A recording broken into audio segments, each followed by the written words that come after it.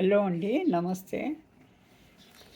మొన్న పసుపు గార్లిక్ ఇది తీసాను కదా, అది ముక్కలుగా తరుక్కొని శుభ్రంగా నీళ్ళల్లో 2 నీళ్ళల్లో ఇసుక మట్టి అంతా పోయేంత వరకు బాగా కడిగి ఇలా ముక్కలుగా చేసుకోవాలండి. ఇలా ముక్కలు చేసిన తర్వాత ఇంకా 2 నీళ్ళలో కడిగి వేసుకొని తర్వాత ఇలా వేడి నీళ్ళు ఒక 5 నిమిషాలు చేసి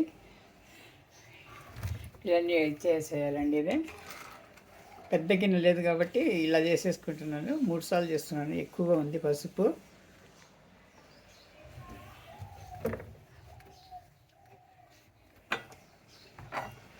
ఐదు నిమిషాలు ఉడకబెట్టేసుకొని, ఇది రైతులు ఎలా చేస్తారో తెలియదు కానీ ఇది ఆర్గానిక్ ఇంట్లో పండించిన పసుపు ఈ విధంగా చేస్తున్నానండి. నేను మొన్ననే హార్వెస్టింగ్ చేశాను కదా, ఫస్ట్ పార్ట్లో వేశాను.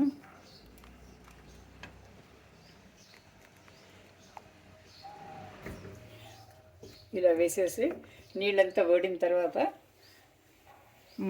మనం ఎండలో ఆరబెట్టాలండి. ఎండలో బాగా 2-3 రోజులు ఆరబెట్టేసుకొని మళ్ళీ ఇప్పుడు ఈ పసుపు వేసుకుంటున్నాను. ఒక 5 నిమిషాలు ఉడకపెట్టేస్తే చాలు. ఈ నీళ్లు పడేయాల్సిన అవసరం లేదు. ఈ పసుపు కడిగిన నీళ్లు కానీ ఈ ఉడకబెట్టిన నీళ్లు కానీ పారేయాల్సిన అవసరం లేదండి. చెట్లకు బాగా పనికి తెస్తుంది. ఇది క్రిమి సంహారానికి ఇది కాబట్టి, ఇది యాంటీబయాటిక్ పవర్ ఉంటుంది కాబట్టి పసుపుకు ఇట్లా ఉడకబెట్టిన నీళ్లు కూడా మనము పారేయాల్సిన అవసరం లేదు. ప్రతిదీ పనికి వస్తుంది.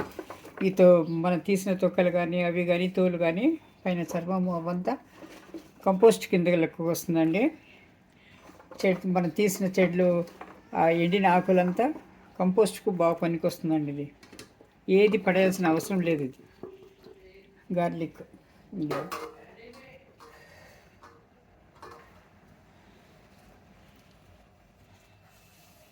ఇలా 5 నిమిషాలు ఉడకపెట్టాలండి. ఇది 5 నిమిషాలు అయిపోయిన తర్వాత 2 వాయిలు తీసేసాను.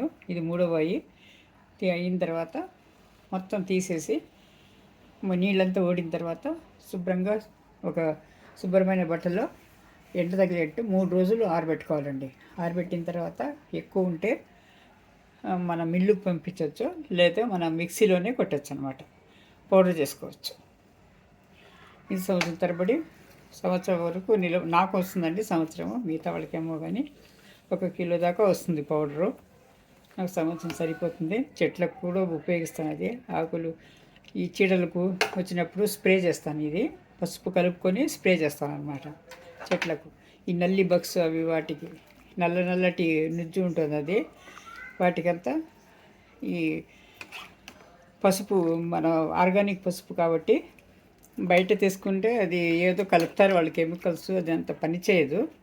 మన ఈ పసుపు ఘాటు ఉంటుంది కాబట్టి ఈ నీళ్లతో పిచికారీ చేస్తే వీక్లీ వన్స్ చేస్తే చెట్లకున్న అది తెల్లాడు మందారం చెట్టుకు, కరివేపాకు చెట్లు, ఏదైనా మన చెట్లకు ఇప్పుడు శీతాకాలం కాబట్టి ఎక్కువ నల్లి బగ్స్ అవి చీడ పురుగులు ఎక్కువ సమస్య ఉంటుందండి.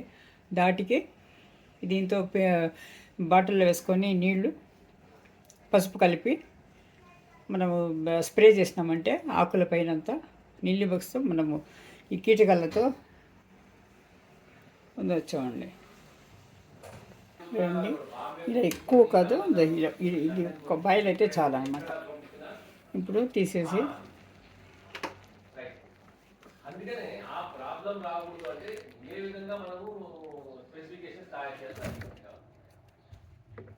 అది నా పాయింట్. అంతే, ఇంకేం లేదు.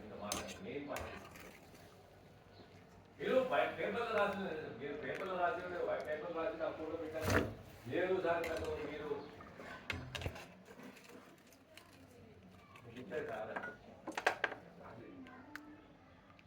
అది కాదు, వాడు ఒకటే కాదు సార్, మిగతా వాళ్ళని కాదు. అది నాట్ ఓన్లీ మిగతా దాంట్లో ఏదన్నా ప్రాబ్లమ్స్ ఉంటే మీరు ఇంత పేపర్ కాస్త శ్రమ పడాలండి. ఇది పసుపుకి శ్రమపడి చేస్తే మనకు స్వచ్ఛమైన పసుపు సంవత్సరం వరకు పనికి వస్తుంది అన్నమాట. లేకపోతే కల్తీ పసుపుతో మనము చేయాలి, అనేక రోగాలకు కారణమవుతుంది. ఇప్పుడు ఇది అంతా ఆరిన కొద్దిగా ఇదంతా నీళ్ళంతా ఓడిన తర్వాత మంచి ఎండలో ఆరబెట్టేయాలండి. ఇది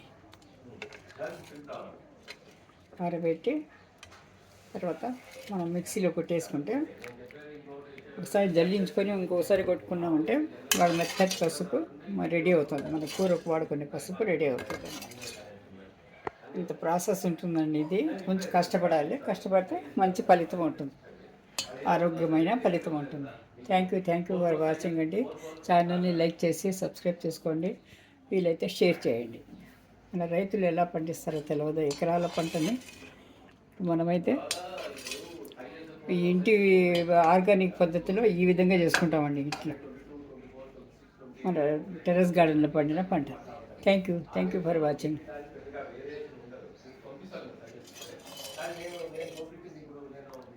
ఛానల్ని సబ్స్క్రైబ్ చేసుకోండి ప్లీజ్. లైక్ చేయండి. బాగుందనిపిస్తే షేర్ చేయండి. మీకు తెలిసిన వాళ్ళకి కానీ పనికి వచ్చిన ఎవరైనా ఇంట్రెస్ట్ ఉండి టెర్రస్ గార్డెన్ వాళ్ళు పండిస్తే పసుపు ఎలా చేసుకోవాలో తెలుస్తుంది అన్నమాట. Thank you.